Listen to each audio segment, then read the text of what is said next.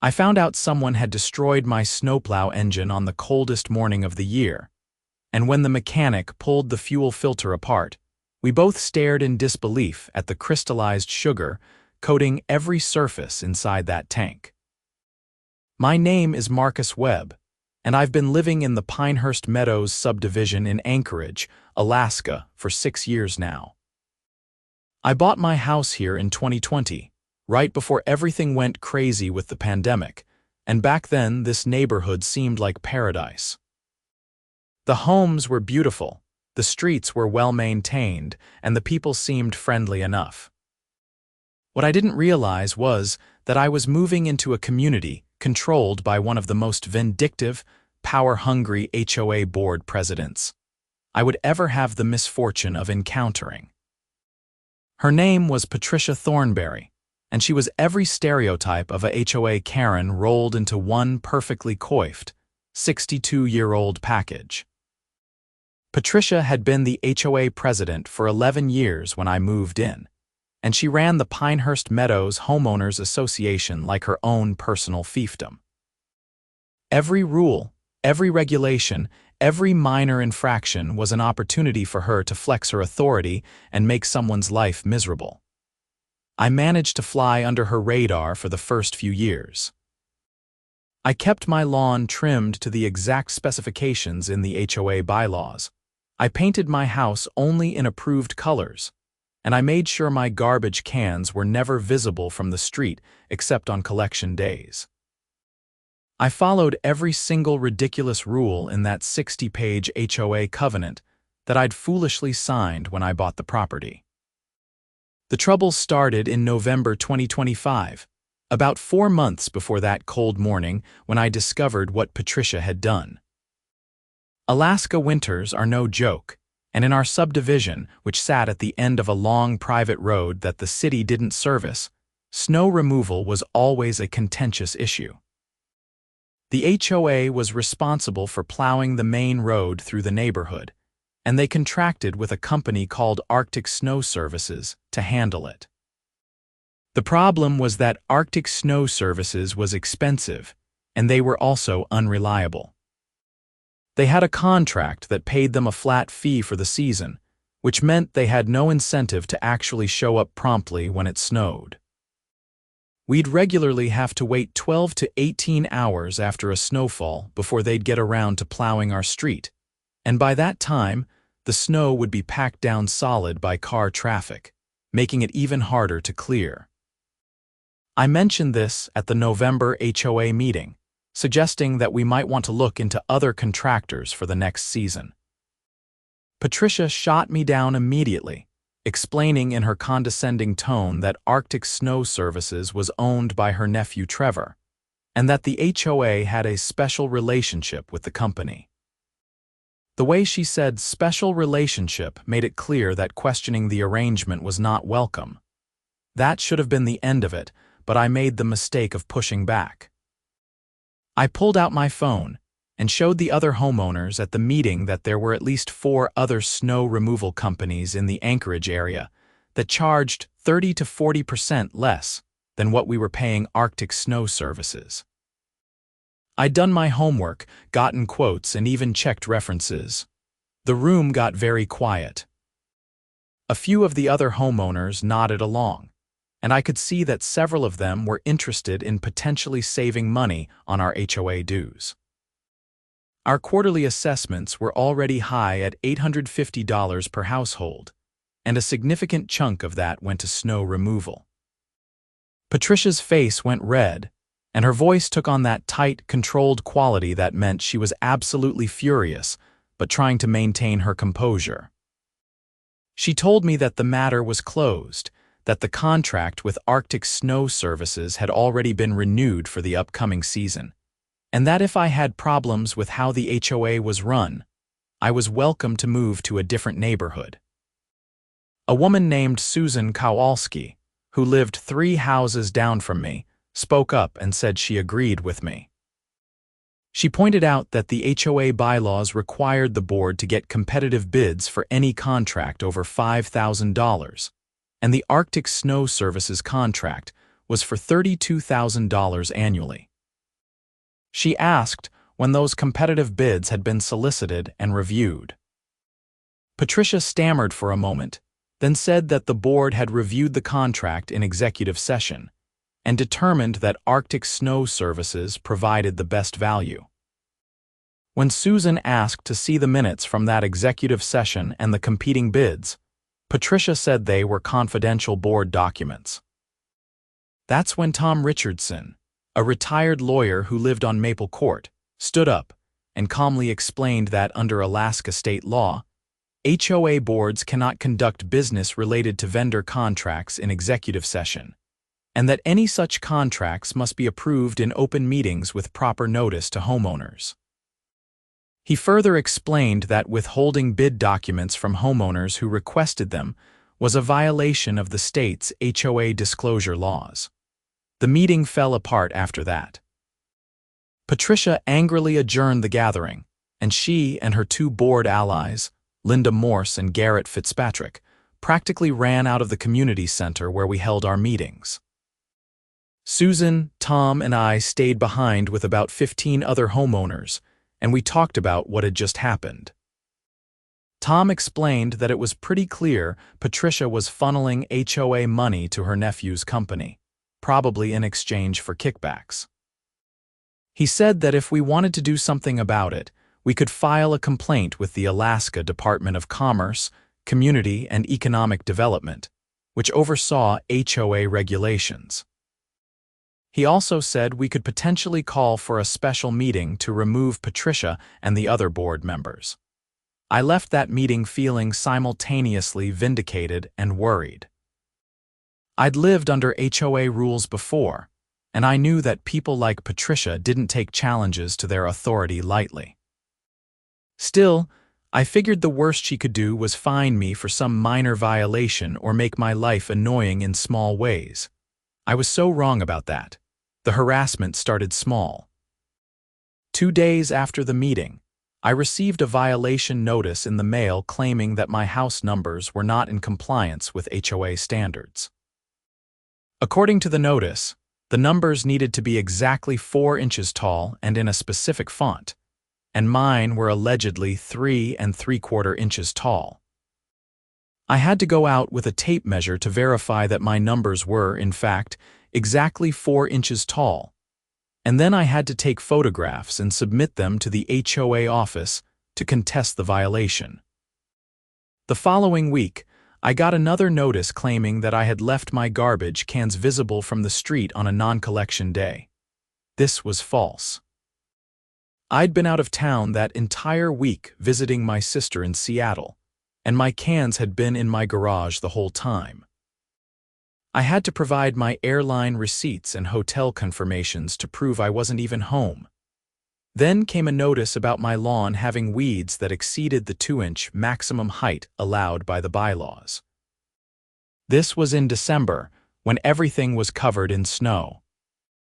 I took pictures of my snow-covered yard and submitted them with a note pointing out that it was physically impossible for anyone to measure weed height under 8 inches of snow. Each of these violations came with a $100 fine, and even though I successfully contested every single one, the process was exhausting and time-consuming. I had to write formal letters, provide evidence, and wait for the board to review my appeals. Patricia would drag out each appeal process for weeks, and even though she eventually had to drop the fines, the message was clear. She was going to make my life as difficult as possible. Susan and Tom were getting similar treatment. Susan received a notice claiming her holiday lights violated the HOA's exterior decoration policy, even though dozens of other houses had identical lights. Tom got cited for having a commercial vehicle parked in his driveway, even though his Honda Civic was clearly not a commercial vehicle, and the violation notice was based on a completely fabricated claim. The 3 of us, along with about 20 other concerned homeowners, decided to move forward with calling for a special meeting to potentially recall the board. Under our HOA's bylaws, we needed signatures from 20% of the homeowners to call such a meeting, which meant we needed 42 signatures out of the 210 households in Pinehurst, Meadows. We spent 2 weeks in December going door to door, explaining what we'd discovered about the Arctic Snow Service's contract and Patricia's other questionable decisions. Most people were sympathetic, and many had their own stories of Patricia's petty tyranny. We got our 42 signatures easily and actually ended up with 68 homeowners signing the petition. We submitted the petition on December 20th, right before Christmas. Under the bylaws, the board had 30 days to schedule the special meeting. Patricia sent out a nasty email to the entire neighborhood, calling those of us who signed the petition troublemakers, and claiming we were trying to destroy the community. She said the special meeting would be scheduled for late January. That's when I decided to buy the Snowplow truck. I'd been thinking about it anyway because I had a long driveway, and I was tired of either shoveling it myself or paying someone to clear it. I found a great deal on a 2018 Ford F-250 with a 7-foot plow blade attached. The truck had 62,000 miles on it, ran beautifully, and the seller was only asking $28,000, which was well below market value. He was moving to Florida and needed to sell quickly. I bought it on January 3rd and I was thrilled. The truck was powerful, reliable, and it made clearing my driveway incredibly easy. After the first time I used it, a couple of my neighbors asked if I'd be willing to plow their driveways too, and I agreed. I wasn't trying to start a business or anything. I just figured I was already out there with the truck, and it only took a few extra minutes to help out my neighbors. Word spread quickly, and within a week, I had 8 neighbors who wanted me to plow their driveways whenever it snowed. A few of them offered to pay me, but I refused. It felt good to help out, and it was satisfying to see the neighborhood coming together like that. Several people mentioned that I was doing a better job than Arctic Snow Services, getting the driveways cleared within hours of a snowfall rather than waiting all day. Patricia noticed, of course. I'd see her driving by slowly in her silver Lexus SUV, watching me work. She had this pinched expression on her face, like she'd just bitten into a lemon. I figured she was annoyed that people were praising me, but I didn't think much of it. On January 15th, I received a cease and desist letter from the HOA's lawyer. The letter claimed that I was operating a commercial snow removal business within the subdivision without proper approval, and that this violated multiple HOA covenants. It demanded that I immediately stop plowing any driveways other than my own, and it threatened legal action if I didn't comply. I was stunned. I wasn't running a business. I wasn't charging anyone. I was just helping my neighbors. I called Tom Richardson and he looked over the letter. He shook his head and laughed bitterly. "This is Patricia being vindictive," he said. "There's nothing in the HOA covenants that prohibits what you're doing. You're not operating a business, you're not advertising services, and you're not charging money. This letter is complete nonsense, and any court would throw it out immediately." Tom helped me draft a response letter explaining that I was simply assisting my neighbors voluntarily, that no money was changing hands, and that I was well within my rights to use my own property and equipment to help others. We sent it to the HOA's lawyer with a polite but firm tone that made it clear I wasn't going to be bullied. The special meeting was scheduled for January 25th at the community center. The tension in the neighborhood was palpable. Patricia and her allies had been sending out emails and letters trying to convince people that removing the current board would lead to chaos and financial ruin. They claimed that without their experienced leadership, the HOA would collapse and property values would plummet. Those of us pushing for change had been sharing information about Patricia's questionable contracts, her harassment of homeowners who disagreed with her, and her general abuse of power. We'd discovered that the Arctic Snow Service's contract wasn't the only sweetheart deal she'd arranged. Her brother-in-law owned a landscaping company that had an exclusive contract for the common areas, and her niece's husband ran a painting company that had been hired multiple times for community center maintenance, always without competitive bidding. Then came January 23rd, the morning that changed everything. We'd gotten 6 inches of snow overnight, and I woke up at 5 in the morning to start plowing. I got dressed, grabbed my coffee, and headed out to my truck. I turned the key in the ignition, and the engine turned over a couple times but wouldn't start. I tried again, and this time it made a horrible grinding sound before dying completely. I'm not a mechanic, but I know enough about engines to recognize when something is seriously wrong. I popped the hood and looked around, but I couldn't see anything obviously broken or disconnected. I checked the oil level, which was fine. I checked the battery connections, which were secure. Everything looked normal, but the truck was definitely not running. I called my neighbor Dave Martin, who's a pretty handy guy and knows his way around engines. He came over and took a look, and after about 20 minutes of troubleshooting, he said he thought there might be something wrong with the fuel system. The engine was trying to turn over, but it wasn't getting fuel properly. We decided to have the truck towed to a mechanic. I called Arctic Auto Repair, a shop I'd used before and trusted. They said they could take a look at it that day if I could get it towed in before 9 in the morning. I arranged for a tow truck, and by 8:30, my beautiful snowplow was sitting in the bay at Arctic Auto Repair.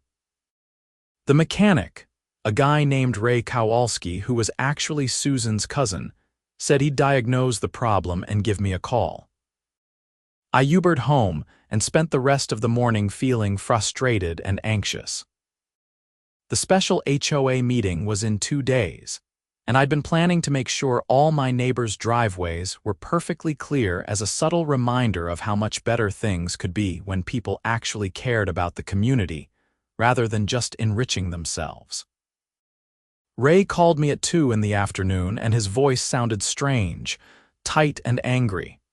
"Marcus, you need to get down here right now," he said. "And you might want to bring a camera or your phone to take pictures." "What's wrong?" I asked. "Is it going to be expensive to fix?" "Just get down here," Ray said. "Trust me, you're going to want to see this."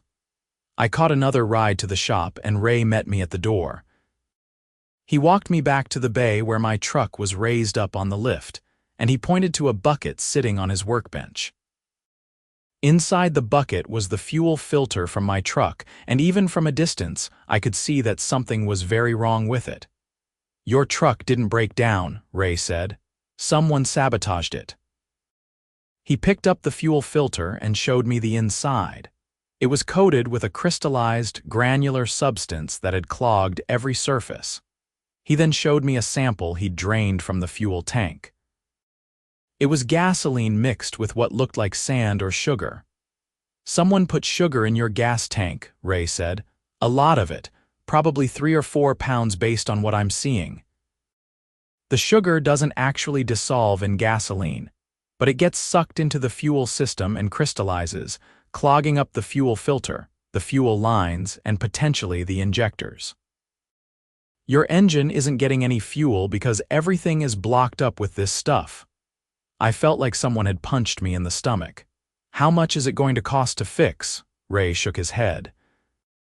"I need to drop the fuel tank completely, clean it out, replace the fuel filter, flush all the fuel lines, and probably replace the fuel injectors.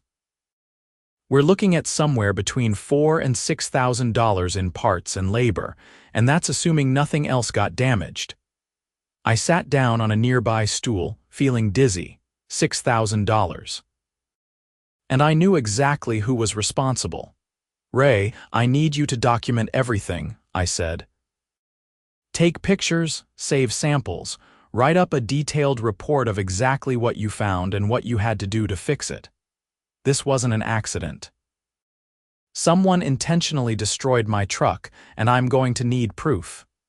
Ray understood immediately.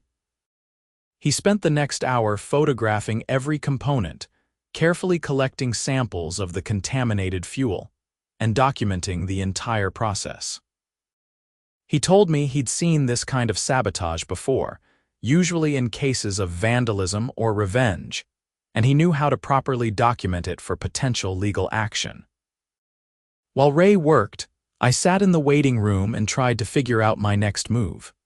Patricia had been harassing me for months, and now she'd escalated to actual property damage and sabotage.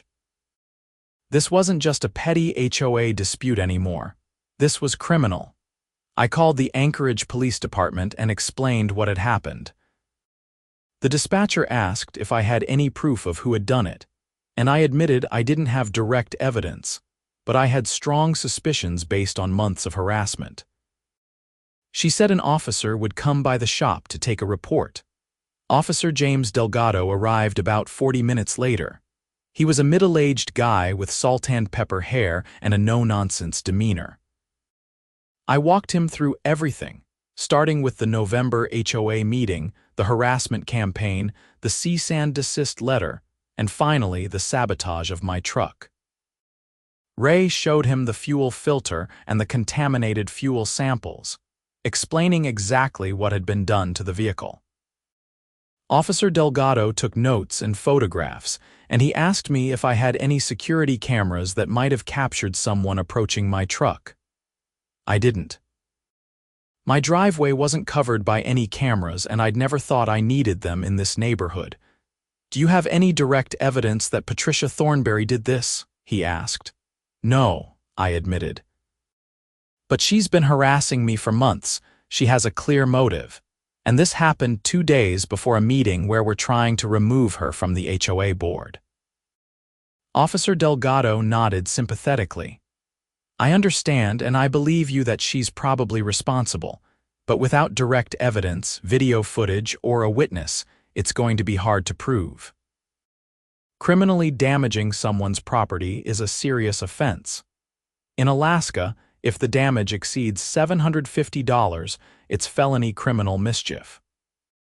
Based on what your mechanic is telling me, you're looking at around $5,000 or $6,000 in damages, which would definitely qualify." He said he'd file the report and list Patricia as a potential suspect based on the pattern of harassment, but he warned me that unless we could find more evidence, the investigation would probably stall. He suggested I check with my neighbors to see if anyone had security cameras that might have captured footage of my driveway or the street in front of my house. After Officer Delgado left, I called Susan and Tom and explained what had happened. They were both horrified and angry.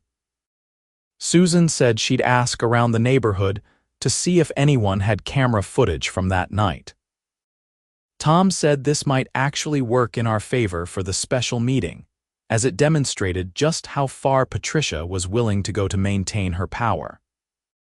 That evening, Susan called me back with incredible news.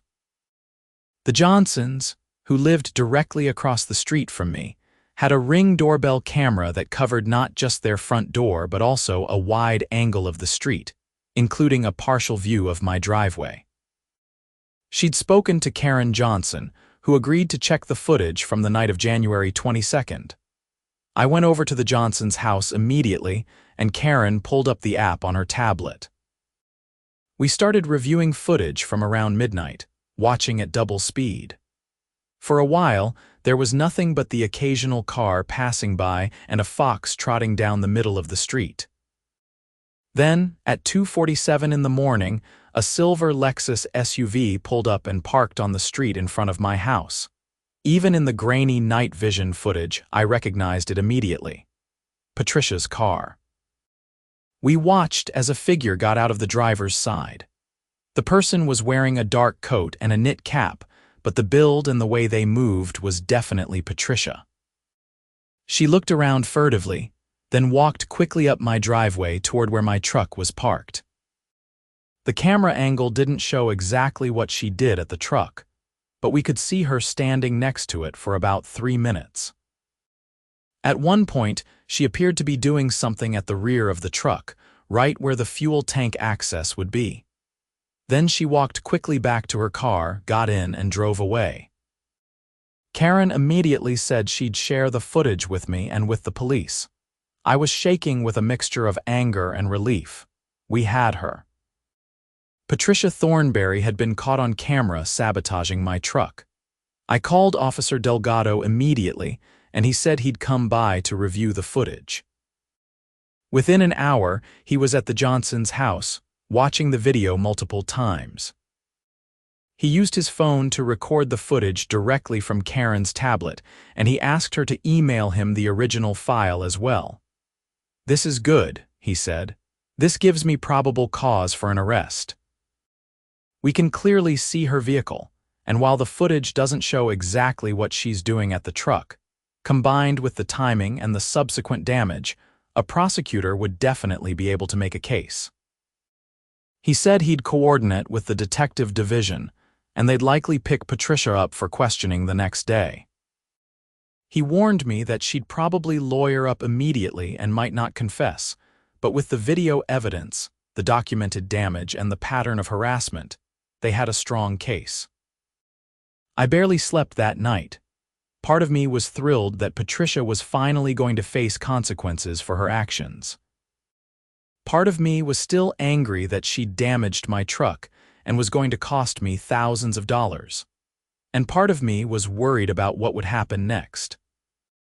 The next morning, January 24th, I got a call from Detective Maria Santos of the Anchorage Police Department. She introduced herself and said she was handling the criminal mischief case. She asked me to come down to the station to give a formal statement and provide any additional documentation I had regarding Patricia's harassment campaign. I spent 2 hours at the police station, going through everything in detail. I brought copies of all the frivolous violation notices, the cease and desist letter, emails Patricia had sent, and documentation of the HOA meeting where everything had started. Detective Santos took notes and made copies of everything. "We're going to bring her in this afternoon," Detective Santos said. "Based on what you've told me and the evidence we have, we're looking at charging her with felony criminal mischief in the 3rd degree. In Alaska, that's criminal damage to property valued between $750 and $25,000. She could be looking at up to 5 years in prison and up to $50,000 in fines if convicted, though first-time offenders usually get lighter sentences." She explained that Patricia would be arrested, processed, and then arraigned. She'd have the opportunity to post bail, and then the case would proceed through the court system. Detective Santos said that given Patricia's lack of criminal record and her ties to the community, she'd probably be released on bail, but there would be conditions that prohibited her from contacting me or anyone else involved in the case. The special HOA meeting was scheduled for that evening, and I wondered if Patricia would even show up given that she was about to be arrested. I called Tom and Susan to update them, and we decided that regardless of whether Patricia was there, we needed to move forward with the meeting. At 3 in the afternoon, Detective Santos called me to let me know that Patricia had been arrested at her home without incident. She'd been transported to the Anchorage Police Department for processing and would be arraigned the following morning. The detective said Patricia had immediately lawyered up and refused to make any statement, which was her right, but the evidence was strong enough that they were confident in the charges. The special meeting that evening was packed. Nearly every household in Pinehurst Meadows sent a representative, and the community center was standing room only. Word had spread about Patricia's arrest, and there was an electric tension in the air. Linda Morse and Garrett Fitzpatrick, the other 2 board members, were there, looking shell-shocked and uncomfortable. They called the meeting to order, and Linda read a prepared statement saying that Patricia had resigned from the HOA board effective immediately due to personal matters. She didn't mention the arrest or the charges, but everyone in the room knew what had happened. Tom Richardson stood up and made a motion that Linda and Garrett should also resign, given that they'd been complicit in Patricia's mismanagement, and had approved the questionable contracts with her relatives' companies. There was immediate discussion, with several homeowners voicing their support for the motion. Linda tried to defend herself, saying she'd just been following Patricia's lead and hadn't known about any impropriety. Garrett sat silently, looking at the floor. After about 20 minutes of debate, both Linda and Garrett agreed to resign, and the motion passed unanimously. That left the HOA without a board, so we immediately moved to elect a new one. Tom Richardson was nominated and elected as the new president. Susan Kowalski was elected as vice president. 3 other homeowners, including Dave Martin and Karen Johnson, were elected to fill out the 5-person board. The new board's first act was to vote to immediately terminate the contract with Arctic Snow Services and put out a request for competitive bids from snow removal companies. They also voted to review all other vendor contracts and ensure that everything was being done properly and transparently. I stood up at the end of the meeting and thanked everyone for their support over the past few months. I explained what had happened to my truck and the damage that had been done, and I said that while I was glad Patricia was facing criminal charges, the real victory was that the homeowners had taken back control of their community. The meeting ended with a sense of relief and hope that things would finally get better in Pinehurst Meadows. Patricia's arraignment was the next morning, January 25th. I wasn't required to be there, but Detective Santos said I could attend if I wanted to. I decided to go, along with Tom and Susan, because I wanted to see Patricia face the consequences of her actions. The courtroom was small and utilitarian, with fluorescent lights and scuffed linoleum floors. Patricia was brought in wearing street clothes, accompanied by her lawyer, a sharp-looking man in an expensive suit named Gerald Hutchins. She looked haggard and angry, and she carefully avoided making eye contact with me. The judge, a stern woman named Judge Elizabeth Brennan, read the charges. 1 count of felony criminal mischief in the 3rd degree. Patricia's lawyer entered a plea of not guilty on her behalf, which was expected. The prosecutor, an assistant district attorney named Kevin Walsh, argued that bail should be set at $10,000 and that conditions should include no contact with me or any of the witnesses in the case. Gerald Hutchins argued that Patricia was a respected member of the community with no criminal record, that she wasn't a flight risk, and that bail should be set much lower. He also argued that the evidence was circumstantial and that his client was innocent of the charges. Judge Brennan set bail at $7,500 and imposed the no-contact conditions.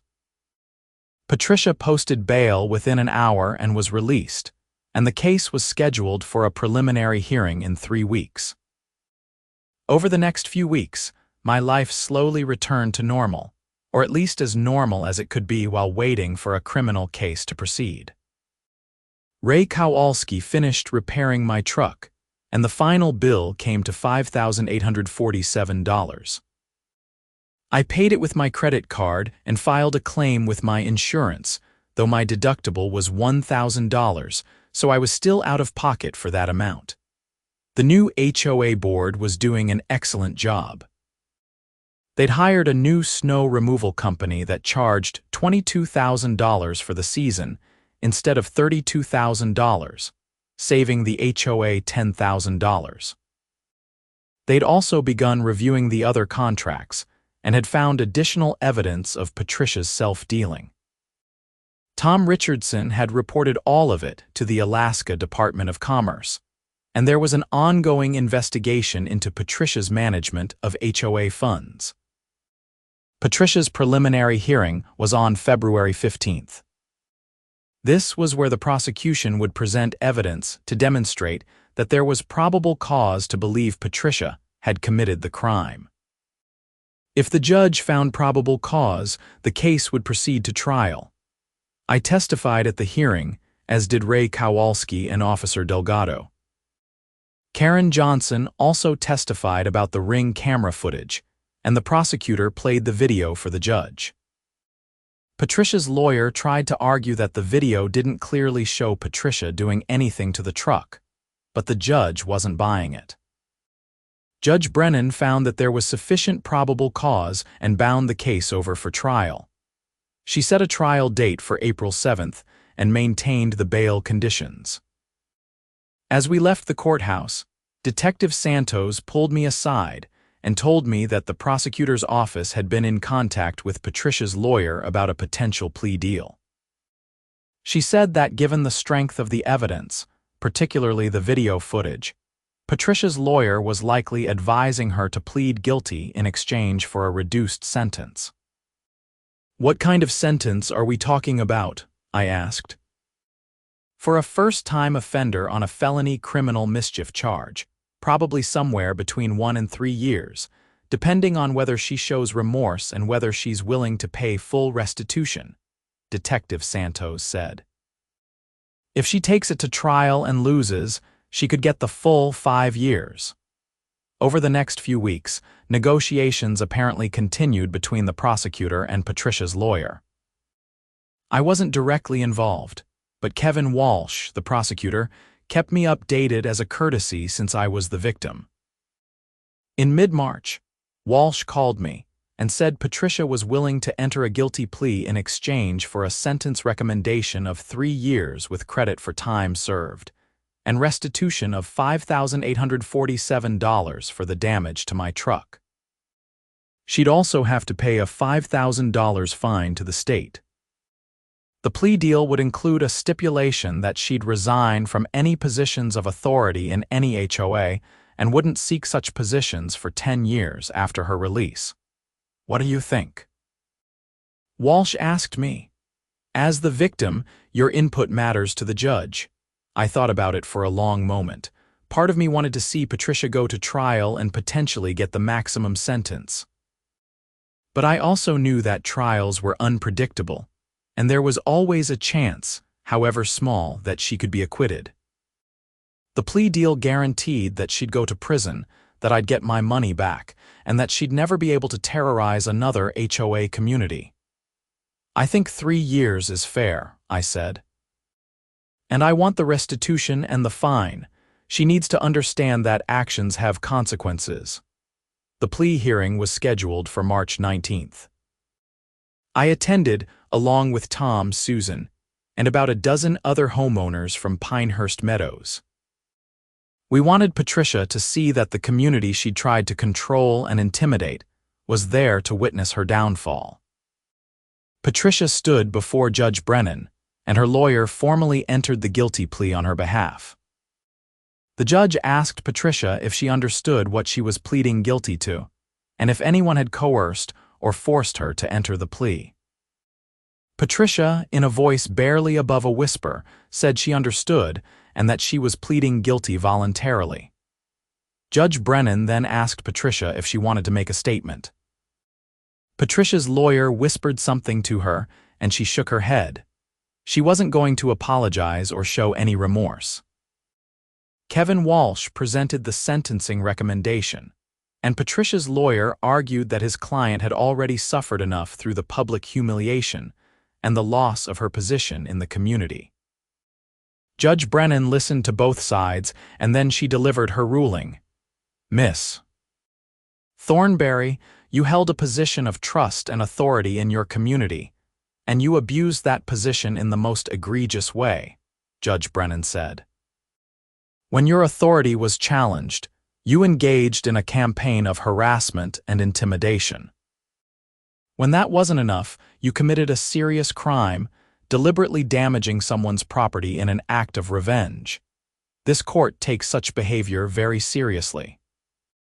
She accepted the plea agreement and sentenced Patricia to 3 years in the Hilland Mountain Correctional Center in Eagle River, Alaska. She also ordered Patricia to pay $5,847 in restitution to me and a $5,000 fine to the state. Patricia would begin serving her sentence immediately. I watched as the bailiff led Patricia away in handcuffs. She was crying now, the reality of what was happening finally sinking in. I didn't feel triumphant or celebratory. I just felt relieved that it was over. Outside the courthouse, several of the homeowners from Pinehurst Meadows came up to thank me. They said that standing up to Patricia had taken courage, and that the neighborhood was already a better place without her toxic influence. Tom Richardson, the new HOA president, told me that the board had voted to reimburse me for my insurance deductible out of HOA funds, since the damage had occurred because of my involvement in HOA matters. I tried to refuse, but he insisted, saying it was the right thing to do. Over the following weeks, life in Pinehurst Meadows improved dramatically. The new board was transparent, responsive, and actually cared about serving the community rather than enriching themselves. The new snow removal company was reliable and efficient. The harassment and petty enforcement of ridiculous rules stopped completely. My truck ran beautifully after Ray's repairs, and I continued to help my neighbors with their driveways whenever it snowed. Several of them tried to pay me, but I still refused. It felt good to be part of a community that actually functioned the way it was supposed to. In late March, I received a check in the mail from Patricia Thornberry for $5,847, the full amount of the restitution. There was no note, no apology, just the check. I deposited it immediately and used it to pay off the credit card I'd charged the repairs on. Tom Richardson kept me updated on the investigation into Patricia's financial dealings with the HOA. The state found that she'd steered approximately $180,000 in contracts to her relatives over the course of her 11 years as president, and she'd likely received kickbacks of around $30,000 to $40,000. The state was pursuing civil penalties and was trying to recover some of the improperly awarded funds, though that was going to be a long process. The HOA also filed a civil lawsuit against Patricia for breach of fiduciary duty and to recover damages. That case was still pending, but the HOA's lawyer was confident they'd prevail given Patricia's guilty plea in the criminal case. I testified at the state's civil proceeding in early April, providing details about the Arctic Snow Service's contract and the harassment I'd experienced. Patricia didn't attend. She was in prison by that point, and her lawyer handled everything. By mid-April, spring was starting to arrive in Anchorage, and the snow was finally melting. I was looking forward to summer, and to enjoying my neighborhood without the constant stress and conflict that had defined the previous 6 months. One evening in late April, Susan Kowalski knocked on my door holding a bottle of wine and wearing a big smile. She told me that the state had just ruled in favor of the HOA in the civil case and had ordered Patricia to pay back $94,000 to the association. Combined with the savings from the new vendor contracts, the HOA was going to be able to reduce quarterly dues by almost 20%. We should never have let her get away with it for so long, Susan said, but at least we finally stood up and did something about it. We sat on my porch, drinking wine and watching the sunset paint the Chugach Mountains in shades of pink and gold. I thought about everything that had happened, from that first HOA meeting in November to watching Patricia be led away in handcuffs. I'd learned that HOAs could be a force for good when run by people who actually cared about the community. But I'd also learned that they could be instruments of petty tyranny and corruption when controlled by people like Patricia Thornberry. The only way to prevent that was for homeowners to stay engaged, pay attention, and be willing to challenge authority when necessary. My truck sat in the driveway, clean and functional, the plow blade catching the last rays of sunlight. That truck had become a symbol of sorts in our neighborhood, a reminder that standing up to bullies and doing the right thing mattered. I thought about Patricia, sitting in her cell at Hilland Mountain Correctional Center, and I wondered if she had any regrets. Probably not. People like her rarely did.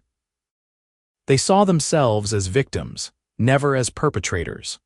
She probably blamed me for her situation, convinced that if I'd just kept my head down and my mouth shut, none of this would have happened. But that was her problem, not mine. I'd done what I needed to do to protect myself and my community, and I'd do it again if necessary. As spring turned to summer, life continued to improve in Pinehurst, Meadows.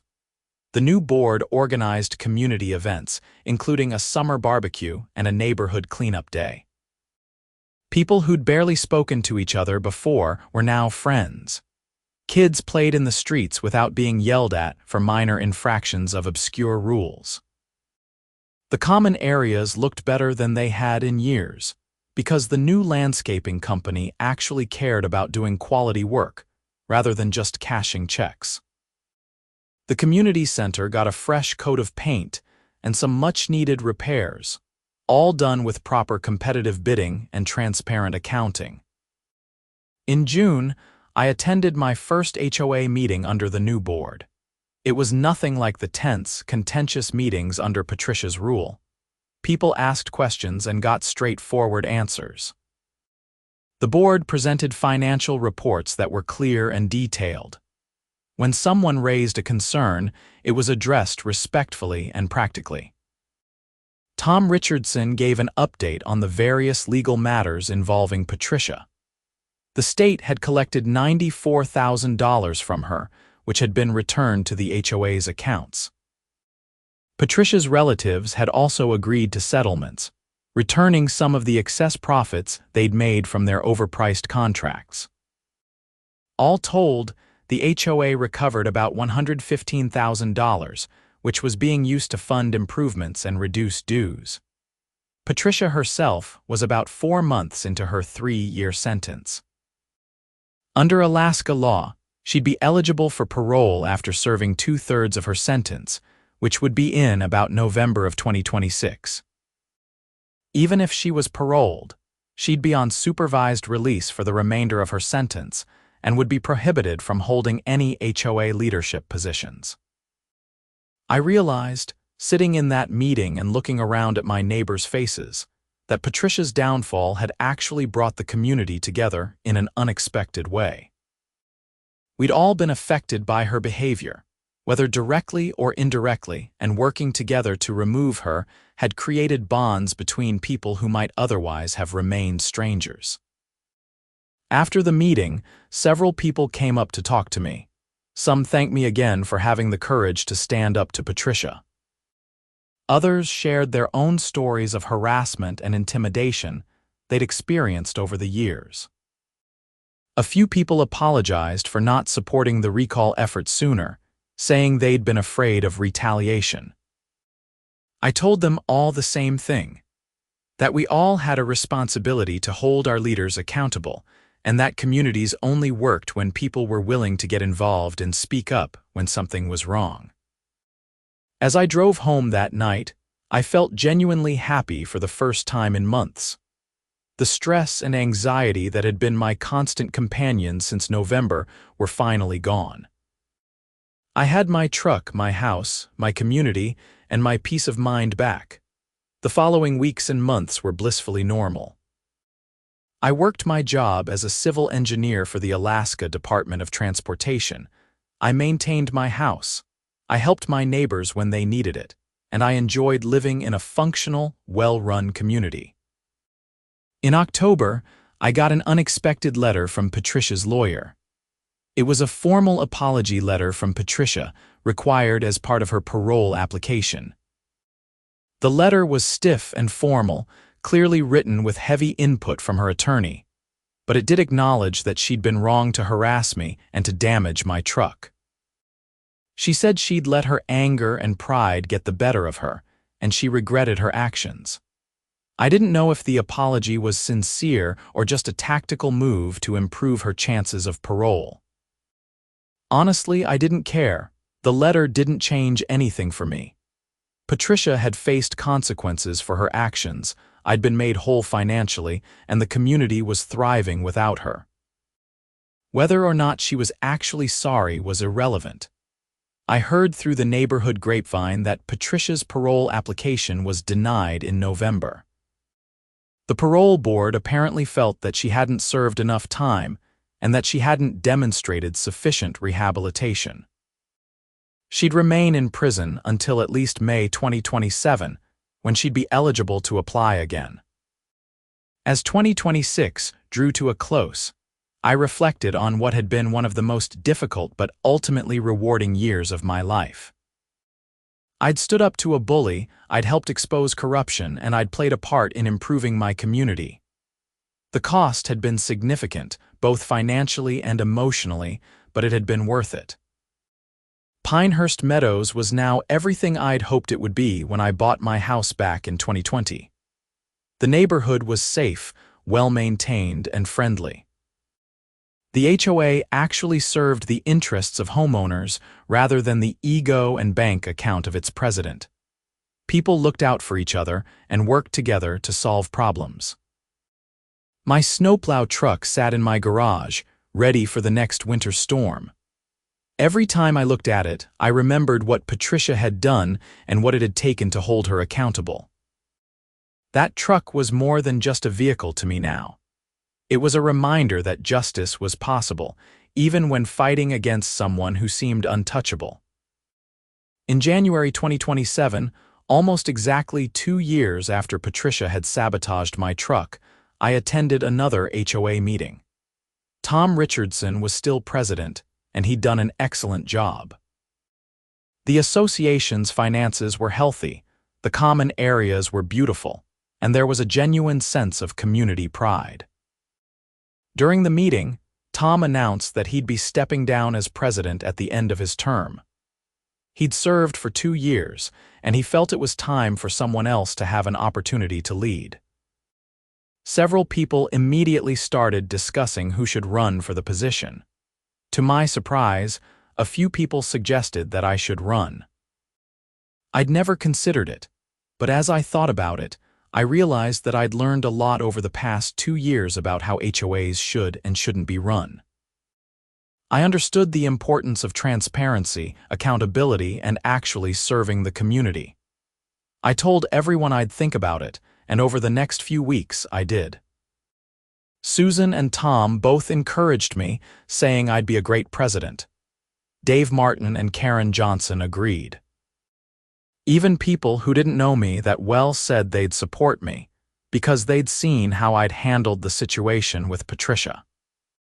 In February, I decided to run, and I was elected president of the Pinehurst Meadows Homeowners Association with 87% of the vote.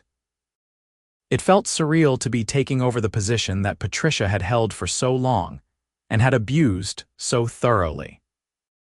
My first act as president was to propose a complete rewrite of the HOA bylaws to include stronger checks on board authority, mandatory competitive bidding for all contracts over $2,500, and regular financial audits by an independent accountant. The proposal passed unanimously.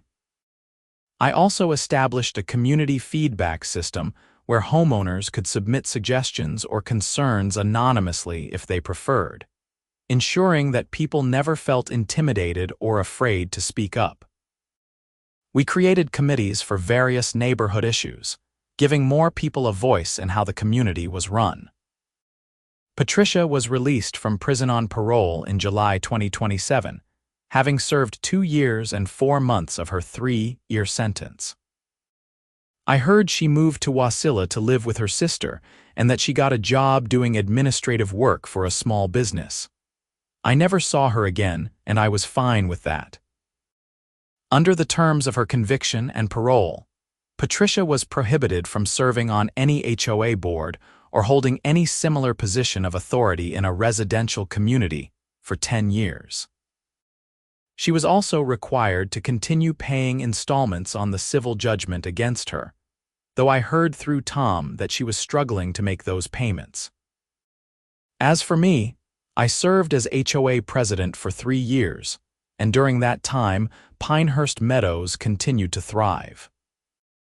We organized neighborhood events, improved the common areas, negotiated better vendor contracts, and most importantly, we created a culture where people felt heard and respected. When I finally stepped down in 2030, it was with the satisfaction of knowing that I'd helped transform the neighborhood from a place controlled by a petty tyrant into a genuine community. The fight with Patricia had been difficult and costly, but it had been worth every penny and every moment of stress. My snowplow truck is still running strong, and I still help my neighbors clear their driveways when it snows. But now it's just a simple act of neighborliness, not a symbol of resistance against corruption. And that, more than anything else, tells me that we succeeded in making Pinehurst Meadows the kind of place where people want to live. Looking back on everything that happened, I learned that the most important thing you can do in any community is to pay attention, speak up when something is wrong, and be willing to stand up for what's right, even when it's difficult or costly. HOAs can be wonderful tools for maintaining and improving neighborhoods, but only when they're run by people who understand that their role is to serve, not to rule. Patricia Thornberry learned that lesson the hard way, spending over 2 years in prison, and losing everything she'd built over 11 years of corruption and abuse of power. All because she put sugar in my snowplow's gas tank and thought she'd get away with it. All because she couldn't accept that homeowners had the right to question her authority and demand accountability. The mechanic found sugar in my tank. She did 3 years, and Pinehurst Meadows became the community it always should have been. Sometimes justice takes time, but when it finally arrives, it's worth the wait.